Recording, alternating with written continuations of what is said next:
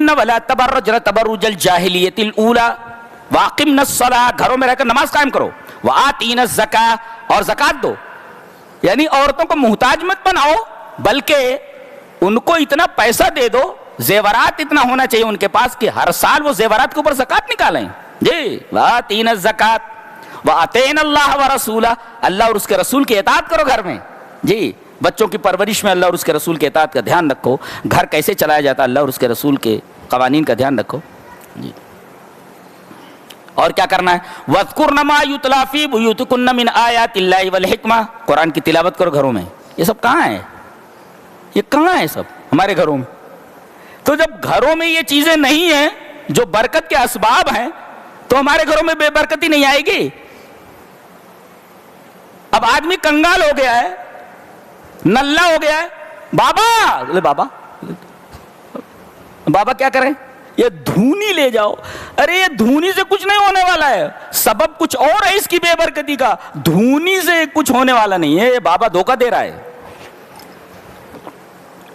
اور ایک نلے کو ایک نلّا کیا دے سکتا ہے؟ وہ بابا اس لیے بنا وہ خود نلّا ہے نا. ایک نلے کو ایک نلّا کیا دے سکتا ہے؟ وہ نلّا ہے.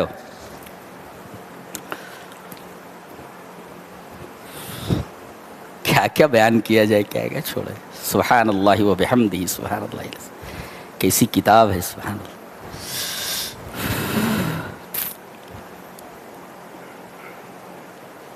فرمایا گیا ان اللہ وملائکتہ یصلون علی النبی یا ایھا الذین آمنوا صلوا علیہ وسلموا تسلیما. اے ایمان والو، اللہ نبی کے اوپر درود بھیجتا ہے، ملائکہ درود بھیجتے ہیں. تو اے ایمان والو، تم بھی اپنے رسول پر، اپنے نبی پر درود و سلام بھیجو. تو کثرت سے درود پڑھو، خاص طور سے جمعہ کے دن کثرت سے درود بھیجو. اور ایک نکتہ بتاؤں، قرآن میں ہر جگہ یا ایھا الذین آمنوا آیت کے شروع میں ہے. پورے قرآن میں کہاں آتا ہے؟ آیت کے شروع میں یا ایھا الذین آمنوا. اب آگے کہا جا رہا ہو، یہ واحد جگہ ہے جہاں یا ایھا الذین آمنوا آیت کے بیچ میں ہے، شروع میں نہیں ہے.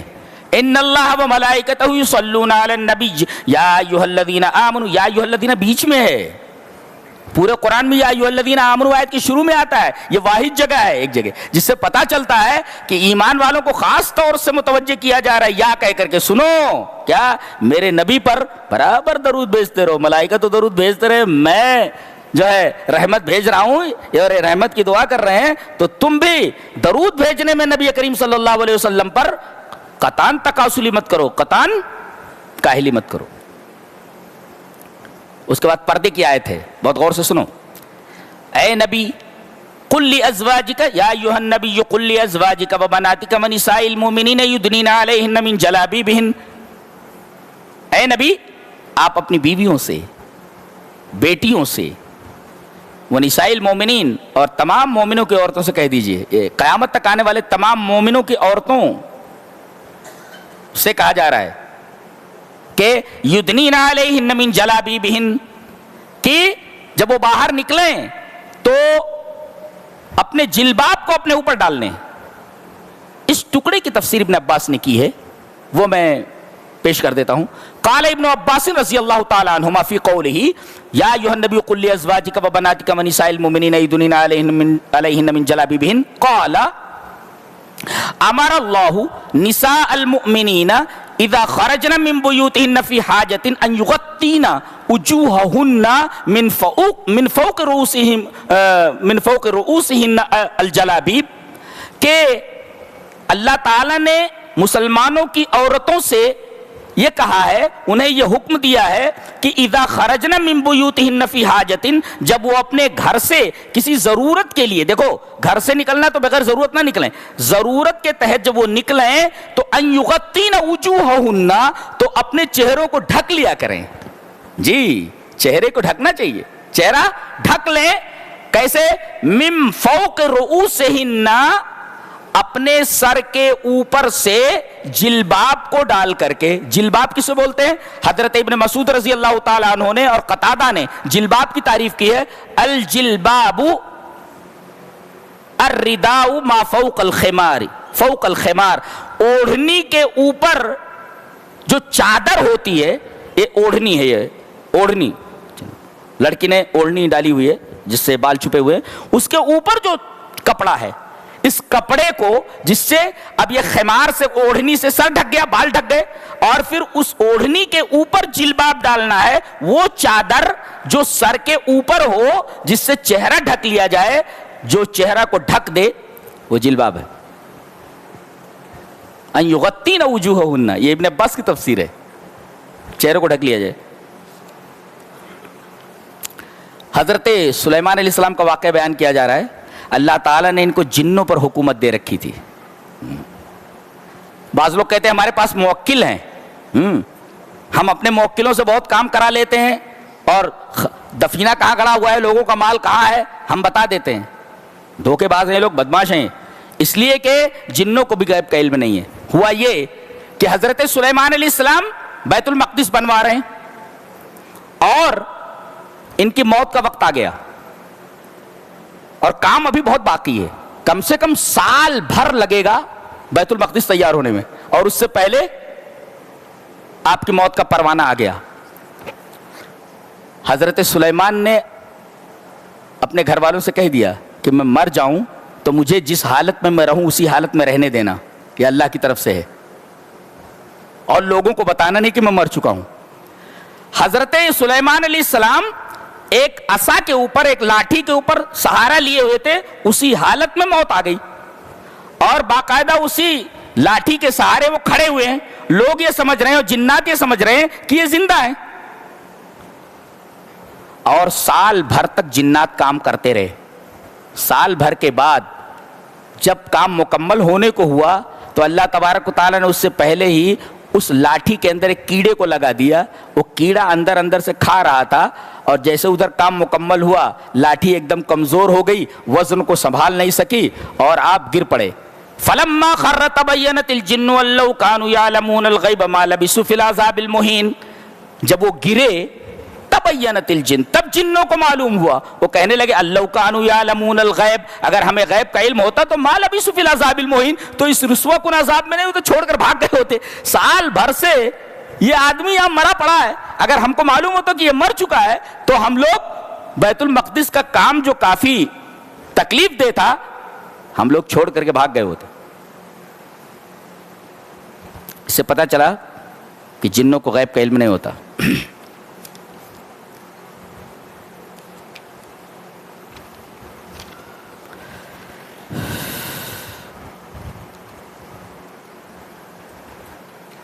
ایک بڑی شاندار بات کہی جا رہی ہے اور اللہ کی ہر بات شاندار ہے. الیہ یصعد الکلم الطیب والعمل الصالح یرفع، اسی کی طرف پاک کلمات چڑھتے ہیں، والعمل الصالح یرفع، اور نیک عمل اس کو بلند کرتا ہے. کیا پتہ چلا کہ قول بلا عمل بے نتیجہ ہوتا ہے، اس سے کوئی فائدہ نہیں ہے. آدمی صرف بات کرے عمل نہ کرے، اس لیے کہ قول کو عمل اٹھاتا ہے. آدمی کوئی بات بولے تو اس قول کے اوپر اس وقت تک اسے ثواب نہیں ملنے والا ہے جب تک کہ عمل صالح نہ ہو. تو قول کا اعتبار نہیں ہے، اگر آدمی اس قول کے اوپر عمل نہ کرے تو الیہ یصعد الکلم الطیب والعمل الصالح یرفع، گویا کہ عمل صالح اس کو بلند کرنے کے لیے جیک کی حیثیت رکھتا ہے، اسے اوپر کرتا ہے، بلند کرتا ہے. تو قول بلا عمل بے نتیجہ، اس پر ثواب نہیں ملتا.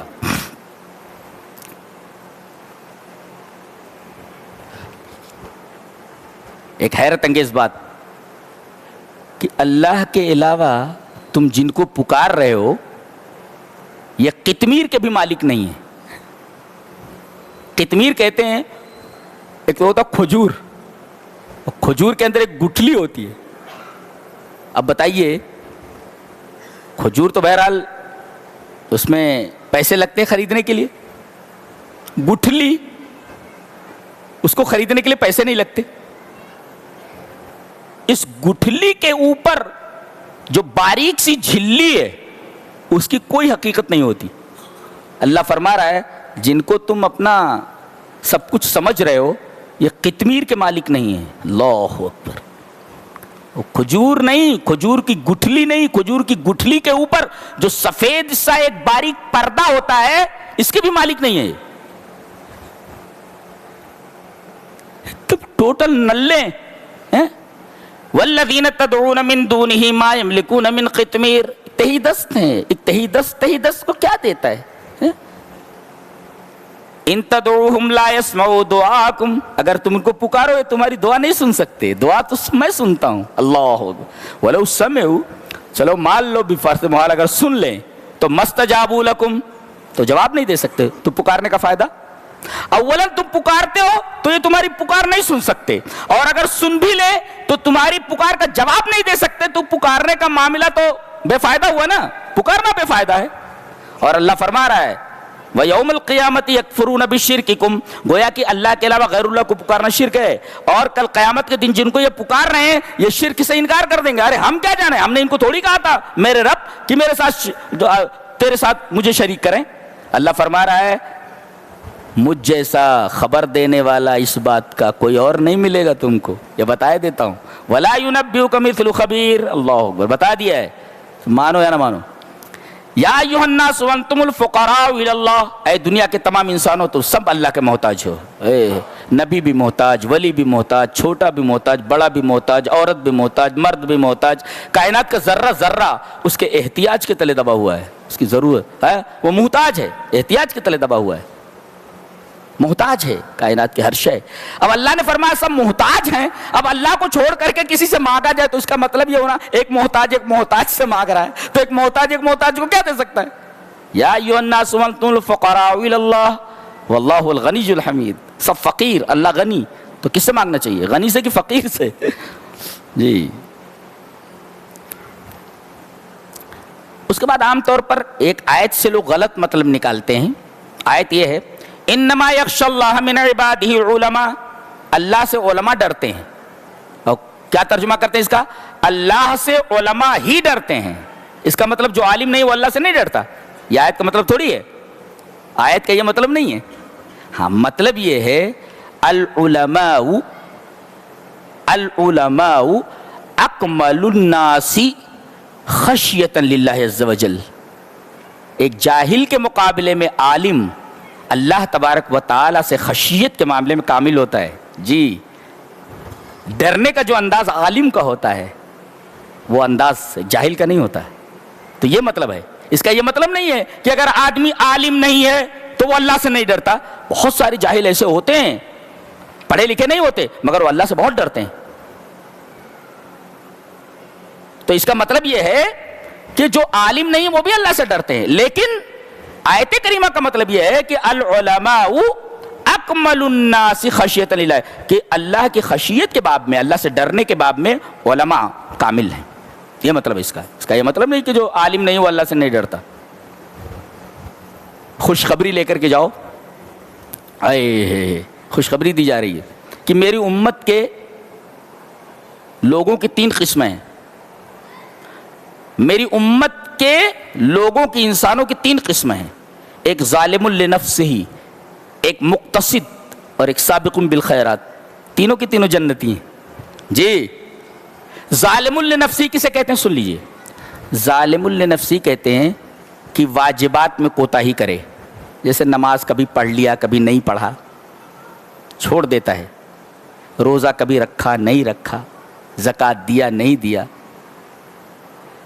تو فرائض اور واجبات میں کوتاہی کرے ایک، اور کچھ حرام کام بھی کر لے، جیسے زنا ہو گیا، چوری ہو گئی، کچھ اور کام ہو گیا. تو واجبات اور فرائض میں کوتاہی کرے اور کچھ محرمات کا بھی ارتکاب کر لے، کچھ حرام چیزیں بھی اس سے صادر ہو جائیں. تو یہ ہے ظالم لنفسہ، اپنے نفس پر ظلم کرنے والا. دوسرے نمبر پر کون ہے؟ مقتصد، میانہ رو. یہ کون ہے؟ جو فرائض اور واجبات کو ادا کرتا ہے، ٹھیک ہے، اور حرام چیزوں سے بچتا ہے. لیکن کبھی کبھی ایسا ہوتا ہے کہ واجبات کی ادائیگی کے ساتھ نوافل نہیں ادا کرتا. مثلا روزے تو رکھتا ہے مگر 11 مہینے کسی دن روزہ نہیں رکھتا، یعنی نفلی روزے نہیں رکھتے. زکات دیتا ہے مگر صدقات نہیں کرتا، نماز پڑھتا ہے مگر کبھی کبھی علی وجہ الاکمل اس کو نہیں پڑھتا۔ علی وجہ الاکمل کا مطلب کیا ہوا سمجھے؟ حضرت حذیفہ نے دیکھا کہ ایک آدمی نماز پڑھ رہا ہے اور لا یتم رکوع ولا سجود، رکوع اور سجدے برابر نہیں کر رہا ہے۔ جب وہ نماز پڑھ چکا تو بلایا، فلما قضى صلاته، جب اس نے اپنی نماز پوری کر لی تو بلایا۔ تو حضرت حذیفہ نے کہا کیا کر رہے تھے؟ بولے نماز پڑھ رہا تھا۔ بولے ما صلیت، تو نے نماز نہیں پڑھی۔ دیکھو نماز پڑھ رہا ہے وہ، مگر حضرت حذیفہ کرے تو نے نماز نہیں پڑھی۔ اس کا مطلب ہے کہ نماز تو پڑھ رہا ہے مگر علی الوجہ الاکمل نہیں پڑھ رہا ہے۔ تو ظالم لنفسی کا مطلب کیا ہوا؟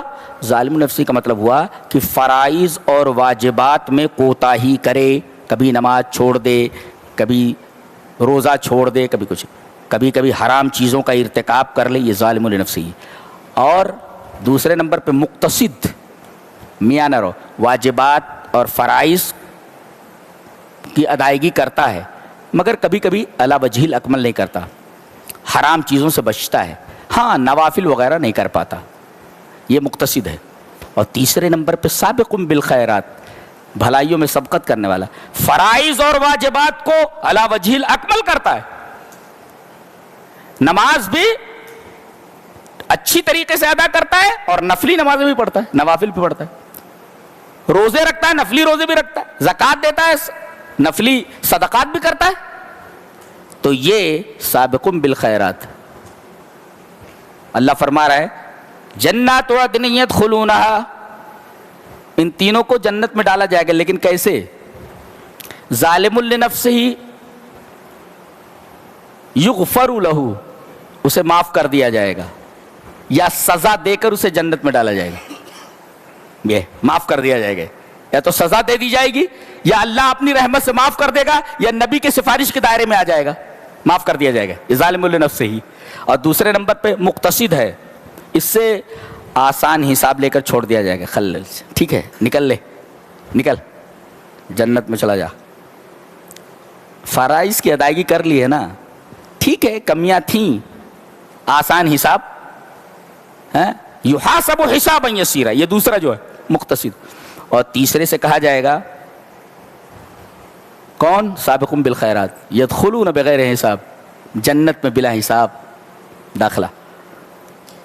یہ تین قسمیں ہیں، تینوں جنت میں جانے والے ہیں، لہذا یہ آخری قسم اگر نہ بن سکے تو کم سے کم بیچ والے تو بنے مقتصد، کہ ہلکا سا سوال کیا جائے، حساب لیا جائے اور آپ کو چھوڑ دیا جائے۔ وہ پہلے والے ذرا خطرے میں ہیں، کبھی کٹائی ہونے کے بعد اندر جاؤ، کوٹے کتنے جائیں گے یہ پتہ نہیں نا، یہ تو مسئلہ ہے۔ جنت میں جانا مگر کٹائی کے بعد جانا ہے، کٹائی سے بچ جاؤ، جنت میں جانا ہے۔ یہ اس کے بعد ایک بڑی پیاری بات کہی جا رہی ہے کہ جہنمی چیخیں گے جہنم میں، وہم یسترخون فیہا، کیا بولیں گے؟ ربنا اخرجنا نعمل صالحا غیر الذی کننا نعمل، ایک دفعہ ہمیں جہنم سے نکال دے تو ہم عمل صالح کر کے آئیں گے۔ جواب کیا دیا جا رہا ہے؟ اولم نعمرکم ما یتذکر فیہ من تذکر وجاءکم النذیر، کیا ہم نے تم کو عمر نہیں عطا کی تھی؟ اتنی لمبی عمر عطا کی تھی، اگر تم نصیحت حاصل کرنا چاہتے تو نصیحت حاصل کر سکتے تھے۔ وقت جاکم النذیر، نذیر بھی آ گیا تھا۔ نذیر کا دو مطلب، رسول آیا تھا ڈرانے والا، بتا چکا تھا، اور ایک مطلب نذیر کا شیب، بال کی سفیدی یا بڑھاپا۔ بڑھاپا آ جائے تو سمجھو اب چل چلاؤ کا ٹائم ہے، بچپن گزر گیا، جوانی گزر گئی، اب یہ جو بڑھاپا ہے اس کے بعد اگلا اسٹیپ صرف اور صرف موت ہے، قبر ہے، بقیہ کچھ نہیں ہے۔ اور بال جب سفید ہو جائیں تو آدمی کو ہوشیار ہو جانا چاہیے، یہ نذیر ہے، ڈرانے والا ہے، بہت الٹے پلٹے کام کر لیے ہیں، اب سدھر جا، یہ کوا جو ہے بگلا بن گیا ہے، بال سفید تھے کوے کی طرح، بال کالے تھے کوے کی طرح، سفید ہو گئے بگلے کی طرح، تو یہ کوا بگلا بن گیا ہے، لہذا اب ذرا سنبھل جا۔ اللہ فرمائے گا بڑھاپا بھی دے دیا تھا تمہیں، اور ڈرانے والا بھی بھیجا گیا تھا، اور تمہارے بال بھی سفید کر دیے تھے، اتنے سارے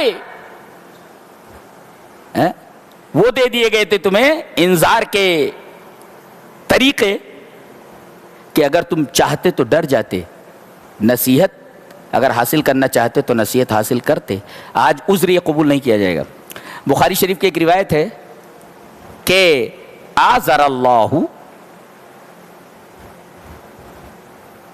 इलम्रिइन अख़र अजलहु हत्ता बल्लगहु 60 सनतन। अगर आदमी की उम्र अल्लाह ने 60 साल की 60 साल तक पहुंचा दिया और सुधरा नहीं, तो फिर अल्लाह के पास उज़्र नहीं रह जाएगा। लम युक़बल लहु एतज़ार, अल्लाह तबारक व तआला उसका कोई एक्सक्यूज़ कबूल नहीं करेगा। ख़त्म बात। कि 60 साल की उम्र दी गई थी, सुधरना होता तो सुधर जाते, तो सुधरे क्यों नहीं? इतना लंबा ड्यूरेशन दिया गया था सुधरने का, लेकिन तुम सुधरे नहीं। तो अल्लाह तबारक व तआला हमें नेक अमल और अच्छी समझ की तौफीक अता फरमाए। व आखिरु दावाना अनिल हम्द।